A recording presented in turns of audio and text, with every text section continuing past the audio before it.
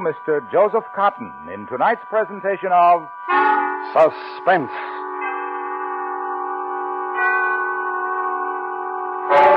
"100 years ago this week, a group of brave men risked their lives in a desperate effort to save their fellow men. Tonight honors this centennial with a dramatic recreation of their attempted Arctic rescue. Our star, Mr. Joseph Cotten.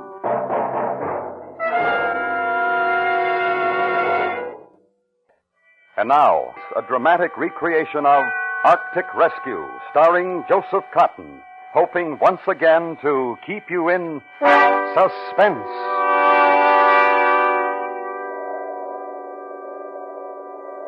Picture this if you can. Christmas night. Miles and miles of endless, empty, broken white ice. An ice floe drifting somewhere in the vicinity of the 73rd parallel north of the Arctic Circle. Nothing but ice. That is, nearly nothing. If you look carefully through the winter night, you'll see two tiny, dark blemishes, the figures of two men. One twisted in an unconscious heap is our skipper, Jonathan Blake. The other figure, Gerald Stewart, first mate, me.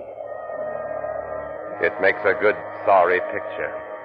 Civilized men in a primitive wilderness of ice waiting helplessly for death.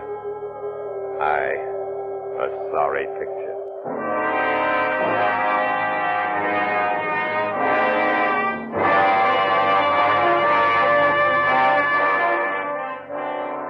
It's a far different picture you'd have seen if you'd been a part of the excited crowd standing at the Battery on the New York waterfront on a June morning, the year 1852.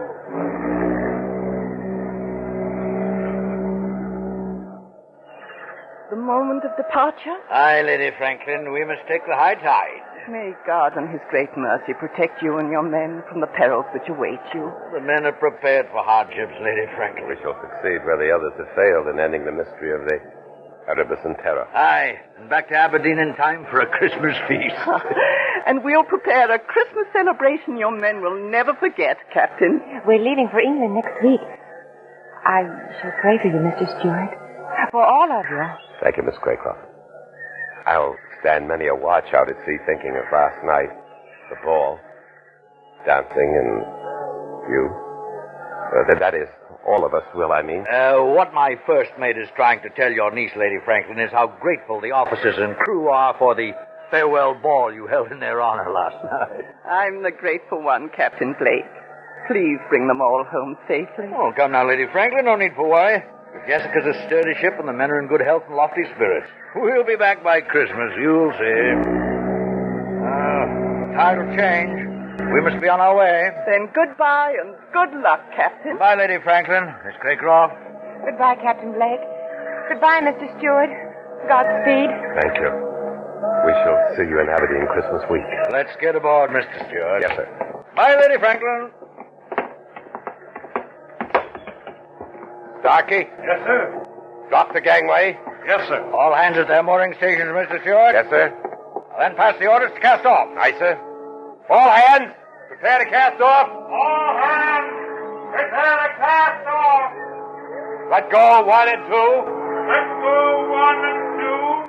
Let go 3 and 4. Let go 3 and 4. Ship's underway, sir? Aye. Well, Mr. Stewart, fill your eyes with the sight of New York. The last of it you'll be seeing for some time to come. Aye, good long time. I am, sir.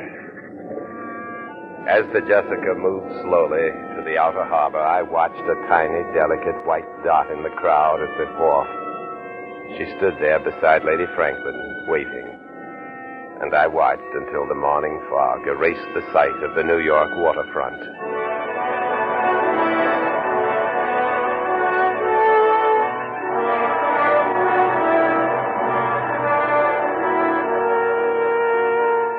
Aside from the ship's log, I've decided to keep a running account of this voyage. This account will be transferred to a watertight jar and thrown into the currents should any sudden disaster occur. The first 3 weeks of navigating north were merely a matter of settling down to ship's routine. On June 30th, After officers' mess, we sighted Point Farewell on the Greenland coast. The time had come for the captain to read a letter of instructions given to him by Lady Franklin. Captain Blake, I'm sure you will do all that any man can in discovering the fate of my husband, Sir John Franklin, and his 2 ships, the Erebus and Terror. But my only fear is that you might sacrifice your lives in the unknown regions of the Arctic. Therefore, let me state that above all else, the preservation of the lives of you and your heroic companions is more important to me than the purpose of your journey. May God in his great mercy preserve you all from harm amidst the perils which await, and restore you to us safely and in health, as well as honor. Your sincere and attached friend, Jane Franklin. Well, these are the only written instructions I have, gentlemen. Now then, Mr. Stewart, the map, please. Yes, sir. Well, there it is, gentlemen, the most recent Admiralty map of the Arctic regions that we are approaching. Now it's almost completely blank. Aye, Mr. Halliday, thousands of miles of uncharted wilderness. And somewhere in that frozen tundra, Sir John Franklin and his men vanished. Aye. Our search will begin tomorrow when we drop anchor in Godhab. We'll pick up our ice pilot, Mr. Patrick Hansen, some additional supplies, and then make for the Arctic Circle. Arctic Circle? Sounds like the edge of the world, eh, Stuart? A little frightening, too. You frightened? Mr. Halliday, if I were you, I'd respect Mr. Stewart's fear for what lies before us. Captain, I was just thinking. If Franklin was looking for the Northwest Passage, he'd probably make an approach through, here. Through Lancaster Sound. Ah. Then he must have passed Ponds Bay, here. And according to our information, they're Eskimos at Ponds Bay. They might have seen his ships enter Lancaster Sound. If they did, then we'll have something to go by. I hope Mr. Hansen understands the Eskimo dialects. They can tell us much. I don't see how we can cover all this territory and get back by Christmas, Captain. We have no choice, Mr. Stewart. If we get caught beyond the Arctic Circle after the summer months, we may never get back. Never? Aye. In the winter, the seas are covered with great ice floes. And once a ship is frozen in those latitudes, it'll stay there until the summer thaw. You can't imagine the horrors we'd endure in an Arctic winter, Mr. Halliday. I suppose not. Franklin and his men were probably frozen in for the winter. And they were never heard from again. Exactly. Well, that'll give you a brief idea of what we're in for, gentlemen. We'll know more after Mr. Hansen comes aboard. Any questions? I have nothing but questions, Captain. I wish I had the answers, Stuart.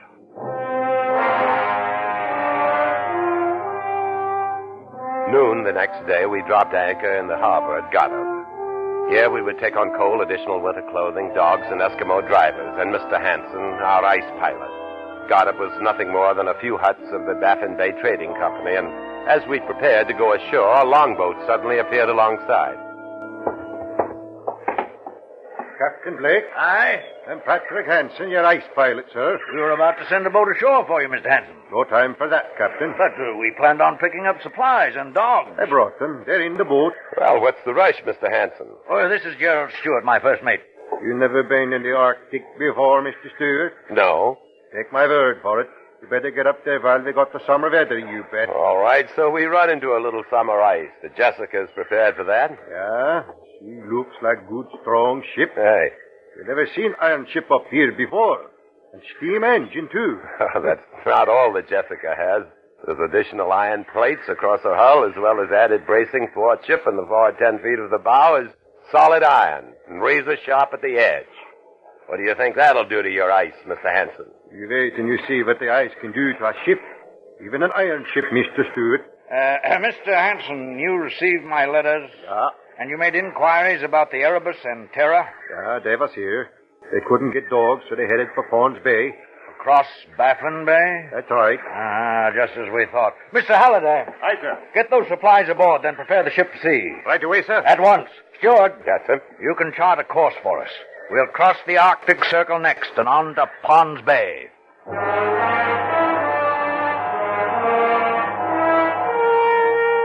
We set a north by northwest course, leaving the last outpost of civilization behind us, and crossed the Great Baffin Bay.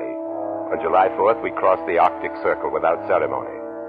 Then we had ice freezing on deck and in the rigging. A day later, we saw our first floating iceberg. For this time of year, we should not have seen either one.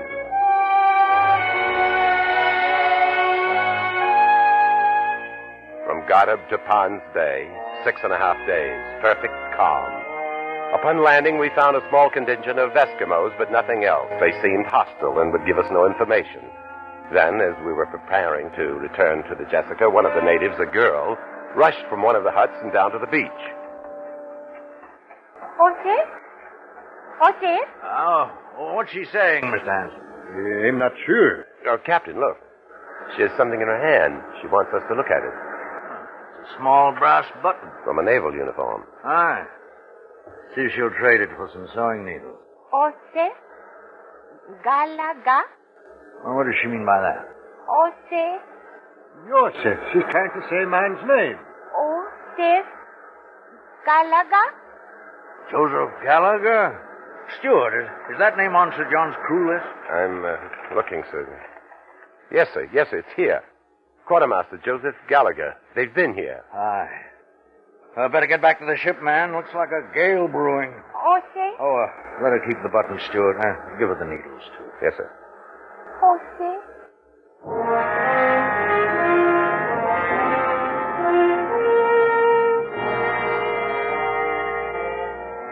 After leaving Ponds Bay, 2 months passed without incident. Then we entered Lancaster Sound and approached the scarcely charted islands along Barrow Strait.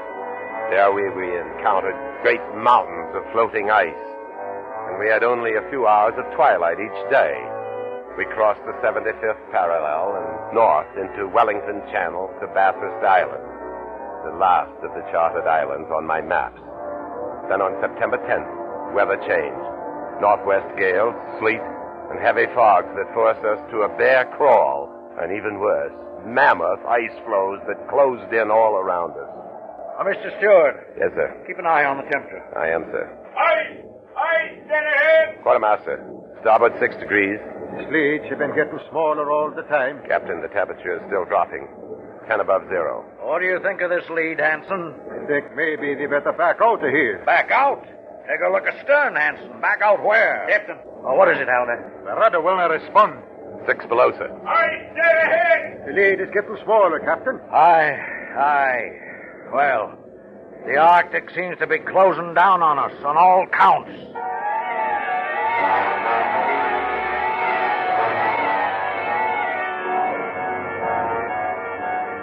The walls of the lead moved in closer until a man could jump to the ice from either side of the ship. And then the Jessica was cutting through the ice, making her own lead, but slowly we lost speed.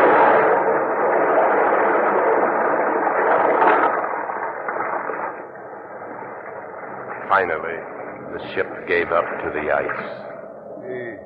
Frozen in now. Aye. Stop engines, Mr. Stewart. Yes, sir.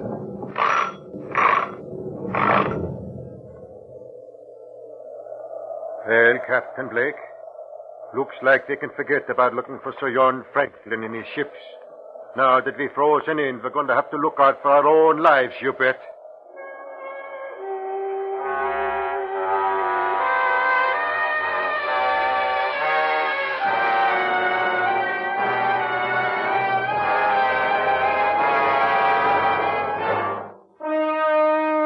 Mr. Joseph Cotten in Arctic Rescue. Tonight's presentation in radio's outstanding theater of thrills, Suspense.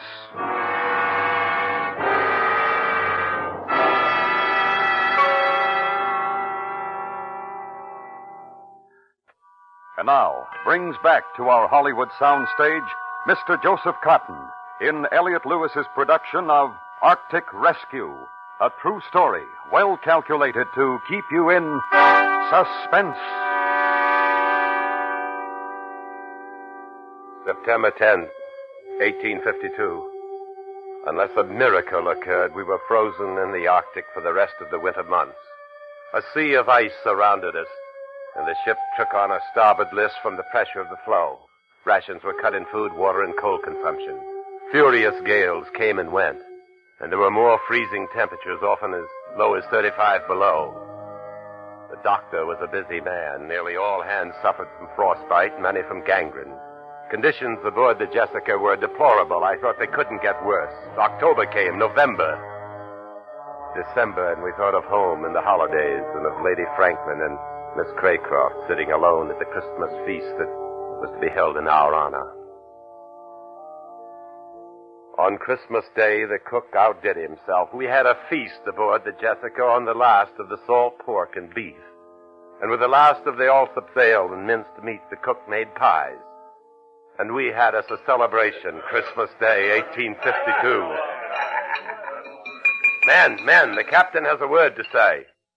I dropped below to offer you my greetings on this holiday and to wish you a much happier Christmas next year. Thanks, Jeff. And you.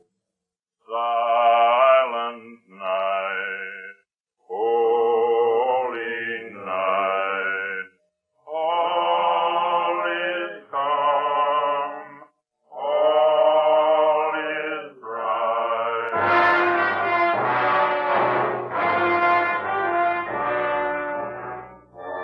Christmas Eve, 1853, 1 year later. We're still frozen in. Summer came and passed without an appreciable rise in temperature, and the ice failed to break up. Men living on pemmican, occasionally bear meat and seal blubber. No more lime juice, this means scurvy. The year also saw the loss of 11 men, the doctor and the ice pilot Hansen among them. 2 in a chase for the polar bear, 3 from scurvy, and the rest from gangrene. Most of the men have frostbite.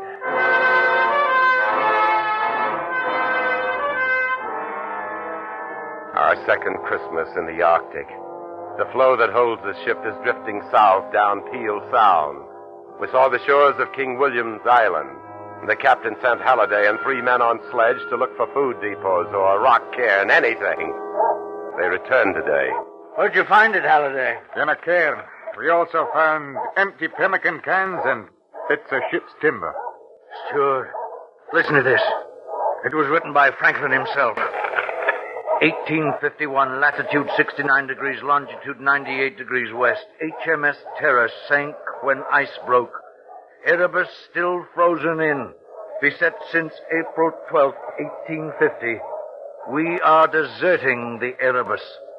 Attempting overland march to Baxfish River, to Hudson's Bay. If unheard from when this found, we must be considered lost. Sir John Franklin, Captain HMS Erebus. We found what we came for. Aye. They're all dead. Aye. If something doesn't happen pretty soon, we'll be dead, too. Makes for a very Merry Christmas, Captain. Captain. I heard it. It's the ice. Breaking. How long do you think our iron plates will last against this, Captain? Great cracks opened in the ice, and then out of the water through the openings another great mountain of ice would rise. Great slabs of surface 100 yards wide, shattered, upended, and sank into the churning water. All around us, great jagged fingers of ice crashed up. All hands abandon ship! Stuart, get your chops. We're going out on the ice, too. Yes, sir. I could feel the ship jarring loose under me, and suddenly the Jessica read sharply, throwing me across the deck. The last sound in my ears was that of the Jessica tearing loose from the ice.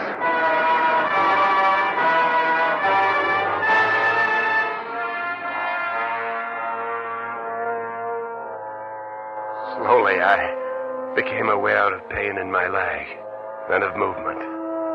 I opened my eyes. The captain was helping me to walk. I looked into the winter darkness for the familiar sight of the Jessica. I saw nothing. Nothing but ice. Skipper. Huh? I'm feeling better, lad. What about the ship? Gone down. And the rest of the men? I don't know. Gone. The floe separated. Most of them were on the other side. Where? Where are we walking to? I don't know. I don't know. We walked on and on, climbing jagged hummocks of ice and falling through thin spots. Legs got wet, froze.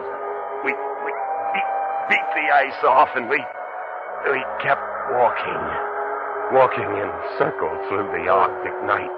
Endless circles. We'll rest a bit. Let's rest. Sleep a bit in the ice. Warm, comforting ice. No, don't sleep. My eyes grew heavy. I craved sleep. But the sleep was to die. I was ready. In the sky over the horizon, a star. The night was overcast. There were no other stars, just one. Bright in the distance. I could see it. I stood. It was still there. A bright star over the horizon. Captain! Up! On your feet, Captain! We're going to keep walking. Walking? Where? There. That way toward that star. We walked on. Slowly. I carried the skipper. Unconscious now. What could it be? There are no lights in the Arctic. No stars through the overcast. But we kept moving. And the star came closer.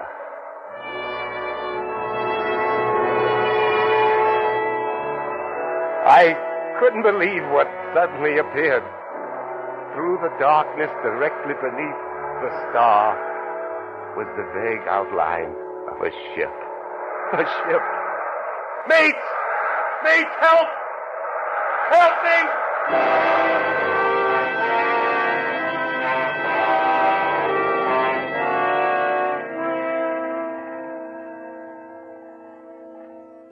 He's coming out of it.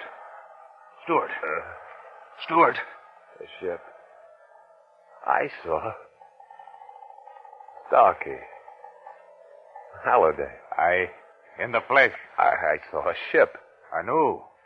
You're on it. See? But where did it come from? Not the Jessica. I know.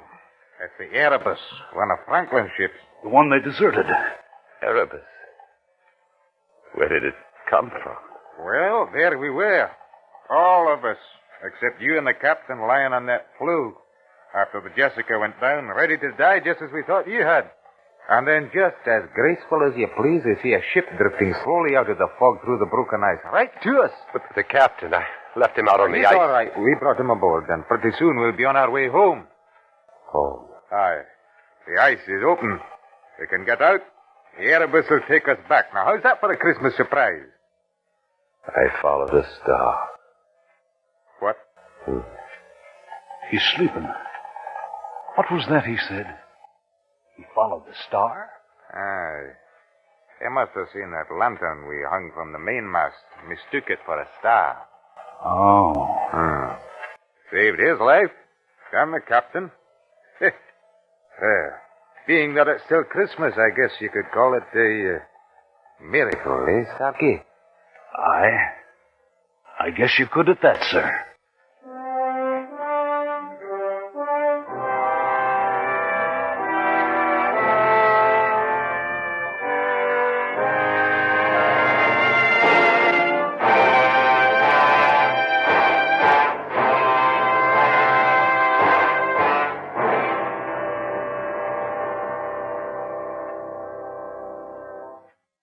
Suspense. Tonight's star, Mr. Joseph Cotten.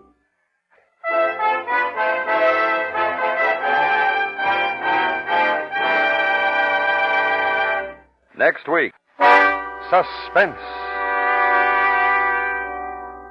Suspense is produced and directed by Elliot Lewis, with music composed by Lucian Morowick and conducted by Lud Gluskin. Arctic Rescue was written for Suspense by Gus C. Bays.